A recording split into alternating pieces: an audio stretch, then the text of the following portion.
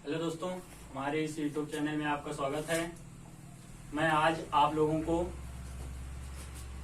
Chemistry के विलयन नामक चैप्टर से आपको हम पढ़ाने चल रहे हैं राउल्ट का नियम। इसके पहले वाले वीडियो में हम आपको बताए थे हेनरी का नियम। हेनरी के नियम में क्या था कि उसमें जो विलयन बनता था उसमें आपका गैस और द्रव था। हेनरी के नियम में गैस और द्रव था। और इसमें क्या है, आपका राउल्ट के नियम में क्या है, इसमें द्रव द्रव है।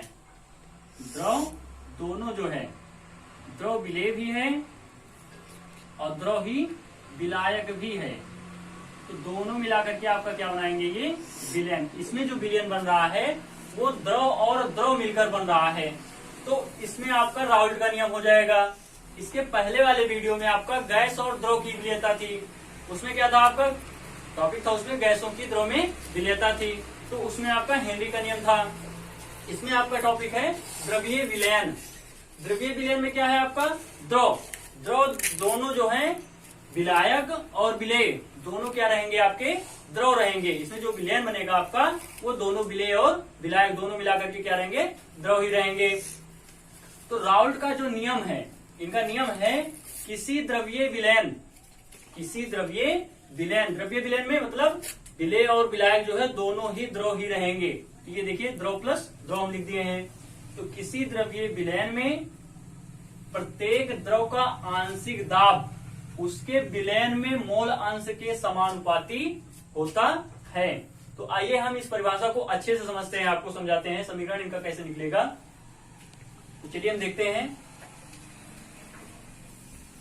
माना दो द्रव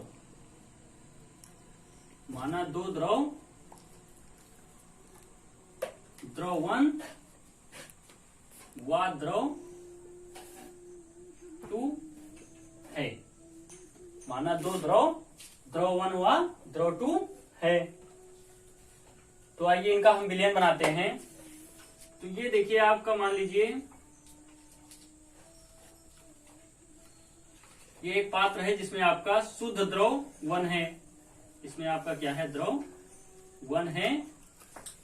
इसका जो वाष्प दाब है, शुद्ध द्रव 1 का वाष्प दाब,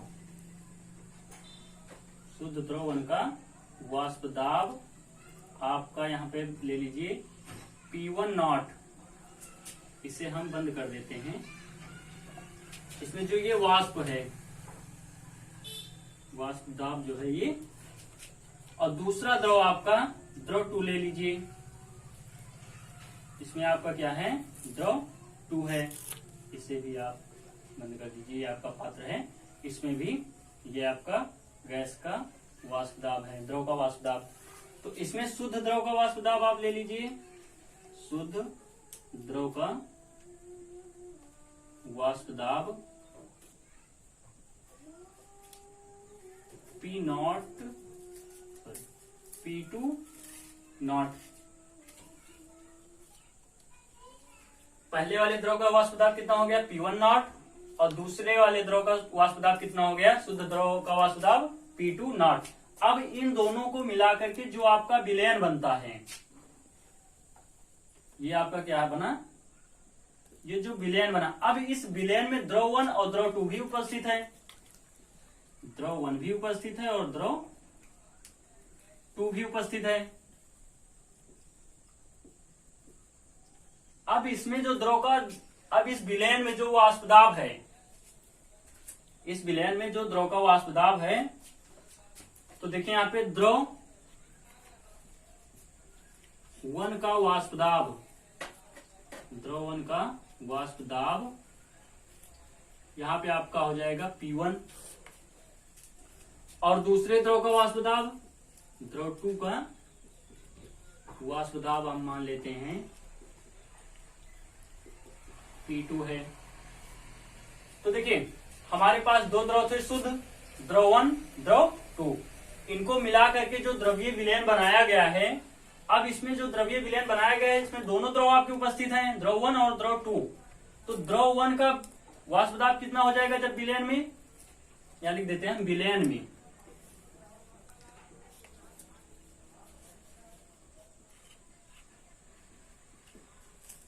विलयन में द्रव 1 का वाष्प दाब P1 और विलयन में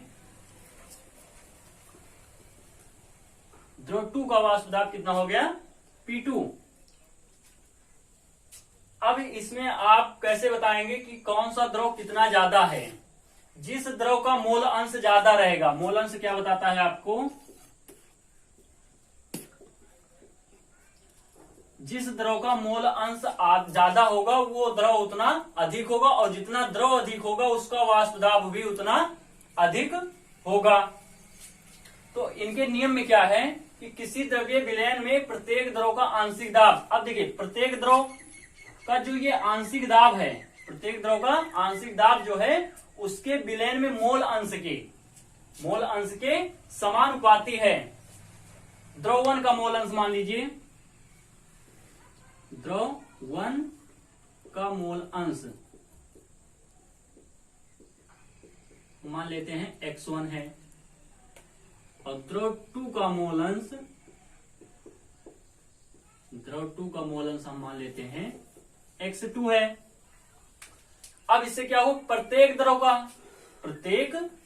का आंशिक दाब जो है उसके विलयन में मोल अंश के, अब ये जो विलयन के जो मोल अंश है उसके क्या है, समानुपाती है। तो देखिए इससे कैसे आपका समीकरण बनेगा व्यंजक,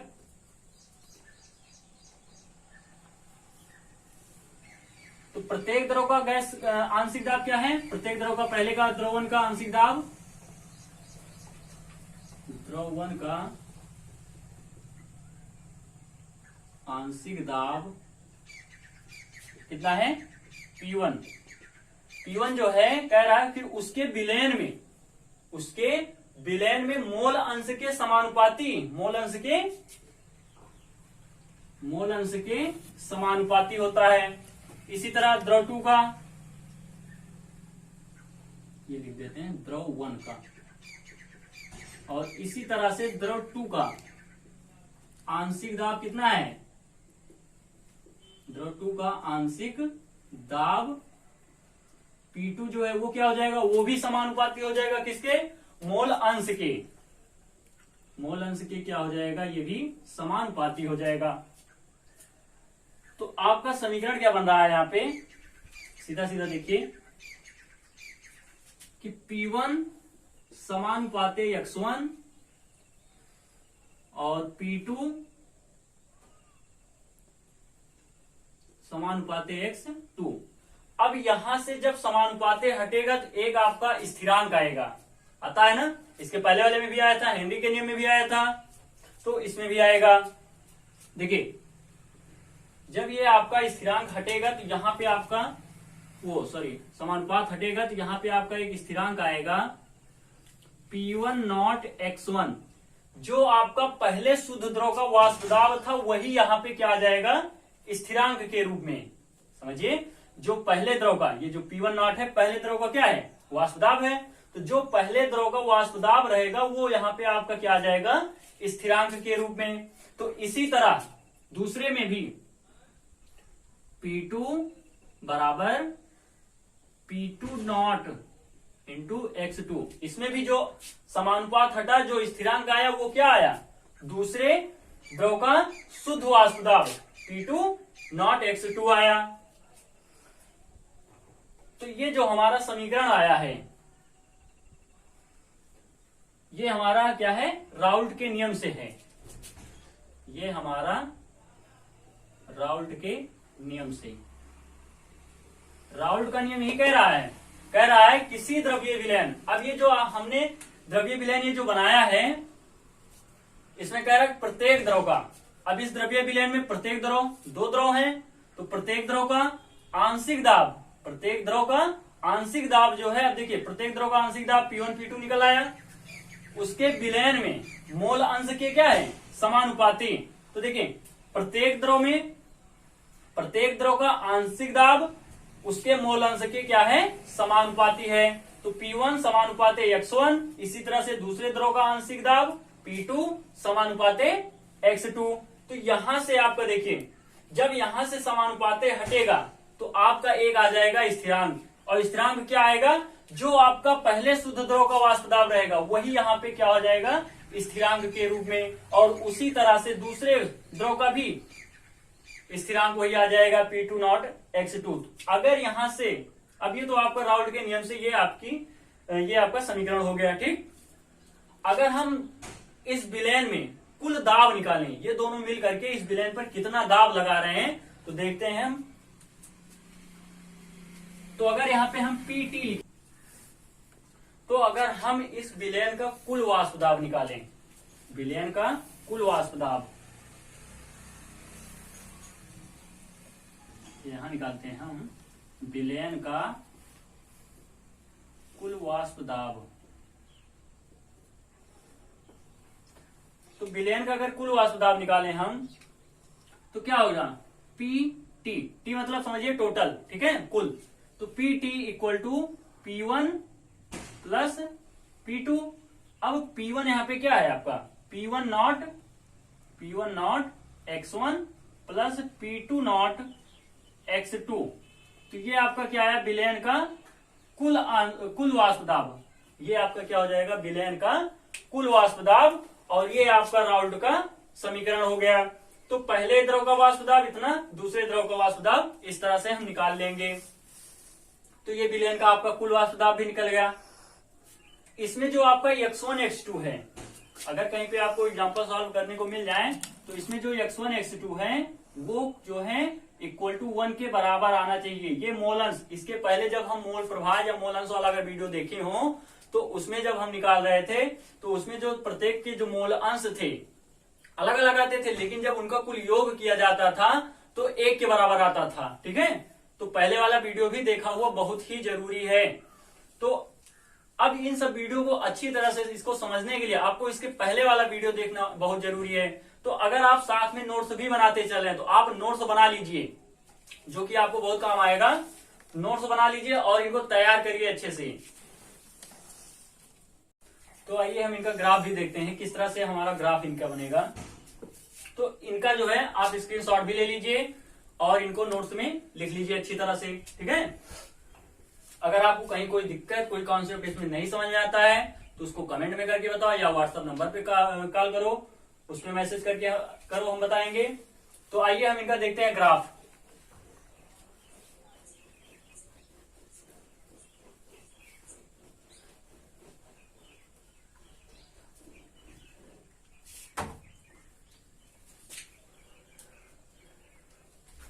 ये मान लीजिए आपका दाब है,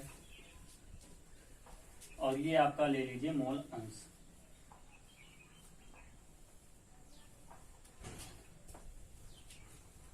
पहले तो आप यहाँ पे मोल अंश, पहले द्रव का मोल अंश 0 ले लीजिए और दूसरे द्रव का मोल अंश 1 ले लीजिए, क्योंकि ये जो है मोल अंश जो होना चाहिए x1 x2 वो 1 के बराबर आना चाहिए। अब x1 प्लस x2 अगर करेंगे तो 1 के बराबर आएगा। तो अगर देखिए, अब यहाँ पे x1 क्या है, 0 है। अभी इससे पहले बताए थे मोल अंश क्या बताता है, द्रव की मात्रा को बताता है। तो x1 यहाँ पे 0 है, तो मतलब यहाँ पे द्रव क्या है आपका, 0 है द्रव। x1 द्रव है ही नहीं।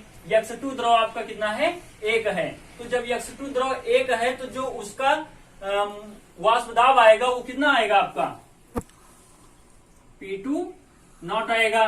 कितना वाष्प दाब आएगा उसका, P2 नॉट आएगा। और अब जैसे जैसे ये मोल अंश आगे की तरफ बढ़ता जाएगा, अब यहाँ पे मान लीजिए आपका x1 कितना हो गया, 1 हो गया, और x2 कितना हो गया, 0 हो गया। अब यहाँ पे पहला द्रव कितना है, 1 है, दूसरा द्रव कितना है, 0 है, मतलब दूसरा द्रव है ही नहीं। तो इसमें क्या होगा कि जब दूसरा द्रव नहीं है, तो पहले द्रव का वाष्प दाब कितना आया था, P1 नॉट आया था।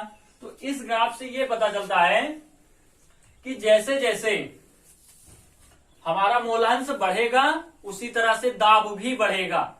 जैसे हमारा द्रव की मात्रा जैसे जैसे बढ़ेगी, उसी तरह से हमारे मोल अंश वो भी बढ़ेंगे और वाष्प दाब भी बढ़ेंगे। तो इनका ग्राफ अगर देखा जाए, तो देखिए जब पहले x2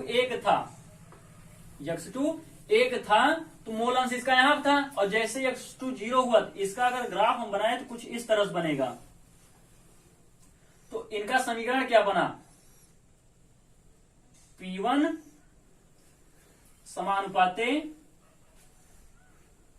P2 नॉट X2।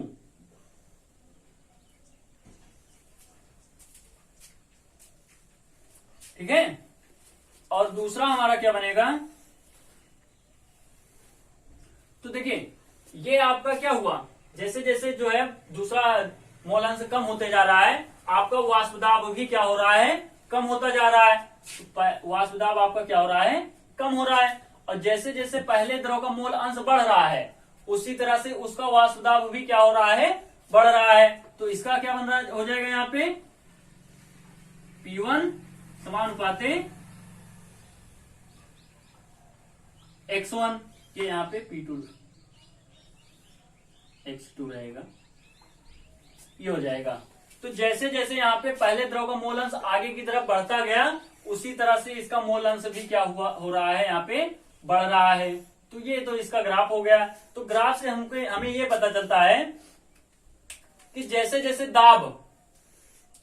जैसे जैसे मोल अंश बढ़ेगा, उसी तरह से दाब भी क्या होगा, बढ़ेगा। जैसे जैसे मोल अंश घटेगा, दाब भी क्या होगा, वो भी घटेगा। तो इस ग्राफ से हमें ये फायदा होता है कि जैसे दाब बढ़ेगा, उसी तरह से वो मोल अंश बढ़ेगा, उसी अनुसार दाब भी बढ़ेगा आपका। ठीक है।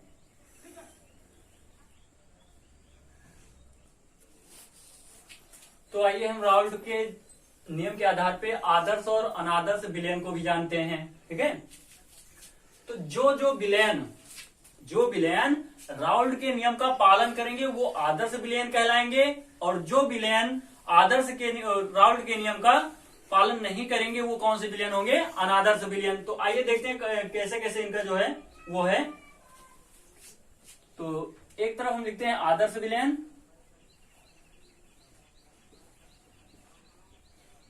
और दूसरी तरफ लिखते हैं हम अनादर्श विलयन। राउल्ट का नियम क्या है, राउल्ट का नियम आपका ये है, ये जो विलयन इस नियम को फॉलो करेगा वो क्या होगा, आदर्श विलयन, और जो विलयन इस नियम को फॉलो नहीं करेगा वो आपका क्या हो जाएगा, अनादर्श विलयन। तो आइए हम इसमें लिखते हैं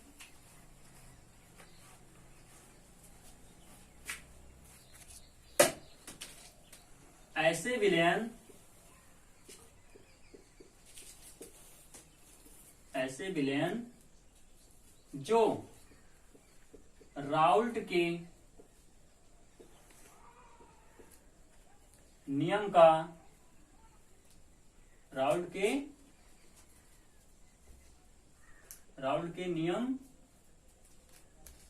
का सभी सांद्रताओं पर पालन करते हैं,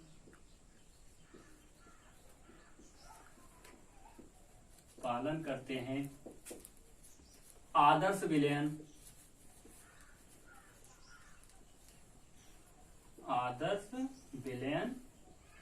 कहलाते हैं।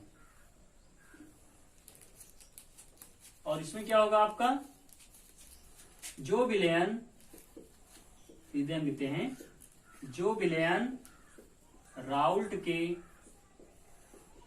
नियम का पालन नहीं करते हैं, वे अनादर्श विलयन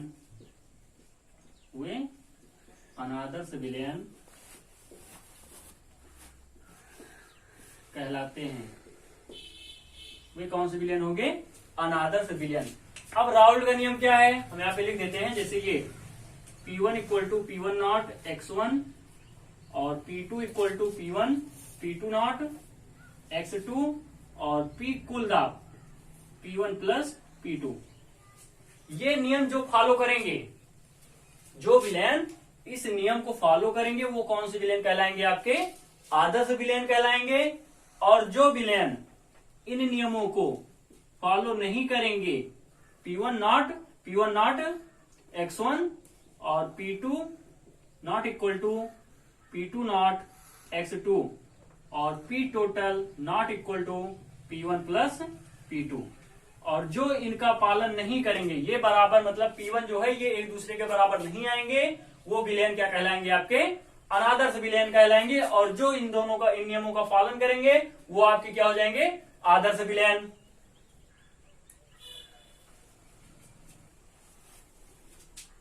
तो पहले नियम में आप समझ चुके हैं कि जो राउल्ट के नियम का पालन करेंगे वो आपके आदर्श विलेन कहलाएंगे, और जो राउल्ट के नियम का पालन नहीं करेंगे वो क्या कहलाएंगे? आपके अनादर्श विलेन। और एक बात, यदि इसमें ये ज्यादा मात्रा में रहा, जैसे P1 greater than P1 not x1, P2 greater than P2 not x2, sorry हाँ ठीक, ग्रेटर देन, और तीसरा यहाँ पे P2 PT कुल जो है वो भी जो है P1 प्लस P2। अगर ये यहाँ पे ये अगर ज्यादा आते हैं तो आपके क्या होंगे? धनात्मक विचलन। आपका होगा यहाँ पे धनात्मक विचलन। ठीक है, विचलन मतलब गड़बड़ी। तो धनात्मक विचलन होगा। अगर ये कम आए, अगर ये बराबर नहीं आ रहे हैं, कम एक दूसरे से आ रहे हैं, तो P1 less than P1 not x1 और P2 not x2, PT less than P1 plus P2। अगर ये कम मात्रा में आते हैं, ये अगर कम है तो ये आपके क्या कहलाएंगे? ऋणात्मक विचलन। अभी आगे इनका काम आएगा, हम बताएंगे अगले वाले वीडियो में, ऋणात्मक विचलन। तो अगर P1 जो इनका राउल्ट का समीकरण है, अगर ये ज्यादा आता है तो आपका धनात्मक विचलन होगा, और अगर कम आता है तो क्या होगा? ऋणात्मक विचलन। तो ये पहले हो गए आदर्श और अनादर्श विलेन। आपको कभी कभी बोर्ड एग्जाम में पूछ भी लिया जाता है कि इनका अंतर बताइए या इनकी तुलना करिए, राउल्ट के नियम की परिसीमा बताइए। तो परिसीमा में भी आप इनको लिख सकते हैं। ठीक है। दूसरा है शुद्ध अवयवों को मिश्रित करके, शुद्ध अवयवों को मिश्रित करके जो विलेन बनाया जा रहा है, उसमें जो एंथैल्पी मतलब उष्मा ना तो इसमें आ रही है और ना इससे उष्मा बाहर को जा रही है। तो इसमें जो उष्मा में जो परिवर्तन हो रहा है वो क्या है? शून्य है। इसमें जो उष्मा का परिवर्तन हो रहा है वो क्या है? आपका शून्य है, डेल्टा एच, डेल्टा परिवर्तन। ठीक है। तो इसमें जो उष्मा है, एंथैल्पी परिवर्तन जो है, वो राउल्ट के नियम में आदर्श विलेन में क्या होगी? 0 होगी। और जबकि अनादर्श विलेन में जो है वो डेल्टा एच आपका जो है वो नॉट इक्वल टू 0, वो शून्य नहीं होगा। ये है। अगला इनका अवयवों को मिश्रित करने पर, दो अवयवों को जब मिश्रित करने पर जो विलेन बनाया जाता है उसके आयतन में परिवर्तन में, उसका जो आयतन परिवर्तन है वो क्या होना चाहिए? शून्य होना चाहिए। इसमें जो आयतन परिवर्तन होना चाहिए वो क्या हो? आपका शून्य होना चाहिए, तो भी ये आदर्श विलेन कहलाएंगे। अगर जिसमें आयतन परिवर्तन शून्य नहीं आया वो आपके क्या होंगे? वो आपके अनादर्श विलेन हो जाएंगे। तो इसी के साथ हमारा राउल्ट के नियम का जो टॉपिक है वो समाप्त होता है। और ये वीडियो आपको देखना बहुत इंपॉर्टेंट है, क्योंकि हेनरी का नियम, राउल्ट का नियम, वहां ढाप गुणांक अभी आगे वाले वीडियो में हम आपको बताएंगे। जो ये चीजें बोर्ड एग्जाम में आपके लिए बहुत ही इंपॉर्टेंट पूछी जाती हैं। तो आप समझ लीजिए कि 5-6 नंबर में, चैप्टर तो हमारा लंबा है लेकिन इसी चैप्टर से हमारा जो है 5-6 नंबर का ही पूछता है। तो हमें पढ़ना तो बहुत कुछ है लेकिन बहुत ज्यादा नहीं पढ़ना है, हमें उतना ही पढ़ना है जो हमारे काम की चीजें हैं। तो इनको साथ साथ में आप नोट्स भी बनाते चलिए। आप नोट्स बनाएंगे तो आपका फायदा रहेगा कि आपके पास कभी मोबाइल है या नहीं है, कुछ भी है, बैटरी नहीं चार्ज है, नेट नहीं है, तो आप उसको देख करके पढ़ सकते हैं, लेकिन नोट्स बनाएंगे तब। तो वीडियो को देखने के लिए थैंक्स।